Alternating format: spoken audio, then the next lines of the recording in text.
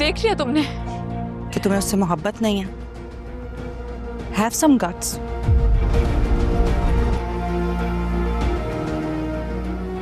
अगर ऐसा नहीं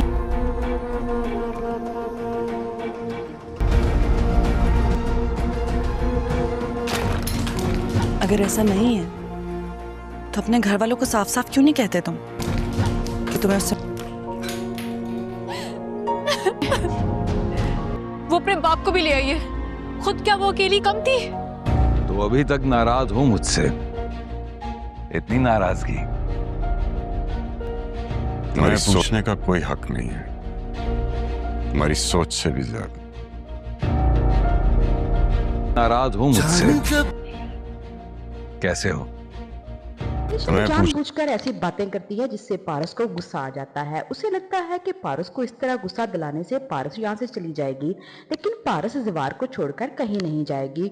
वो हमेशा उसी घर में रहेगी। जैसे ही रेशम उसको बताने की कोशिश करती है कि उसकी और जवार की तो मंगनी हो चुकी है और दोनों एक दूसरे को पसंद भी करते हैं, और जवार ने कभी भी ये भी नहीं कहा कि वो उसे पसंद नहीं करता, तो पारस को बहुत ज़्यादा बुरा लगता है और पारस इस बात का गुस्सा करके बैठी हुई है और वो जवार से अच्छे तरीके से बात भी नहीं कर रही, उसको नाश्ता भी नहीं करने दिया और उसको किसी बात का जवाब भी नहीं दे रही। उसे इस बात का गुस्सा है कि जवार ने उसके साथ शेयर क्यों नहीं किया कि रेशम जो है वो उसकी मंगेतर है और वो पहले से एंगेज्ड है।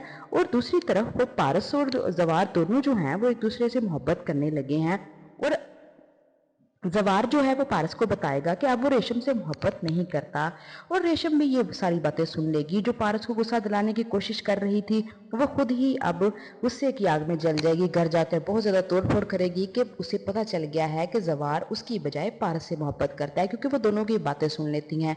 अगर वो बातें ना भी सुनती तो उनको देखकर ऐसा लगता है कि वो दोनों एक दूसरे से मोहब्बत करते हैं, क्योंकि दोनों हर वक्त एक दूसरे को ही नोट करते रहते हैं।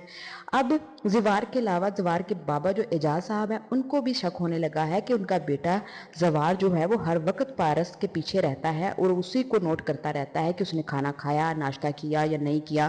तो उनको सबसे पहले पता चलेगा कि जवार जो है वो पारस पर बहुत ज़्यादा मोहब्बत करता है और वो अब पारस के बाबा बाजार साहब से उसका रिश्ता भी मांग लेगा, क्योंकि उसे लगता है कि पुरानी दोस्ती जो है वो अब रिश्तेदारी में बदल लेनी चाहिए। तो लिहाजा वो इसी तरह का कुछ प्लान करेंगे और दोनों मान भी जाएंगे, क्योंकि पारस के बाबा तो अपना नाराज़गी ख़त्म करके उसके पास गांव आए हैं, लेकिन उसका गुस्सा अभी तक ख़त्म नहीं हुआ है। वो अपनी जगह बिल्कुल ठीक है, क्योंकि पारस के बाबा ने उसकी बात नहीं मानी थी कि वो अमीर होने का ख्वाब छोड़ दे और एक अच्छी ज़िंदगी गुजारे।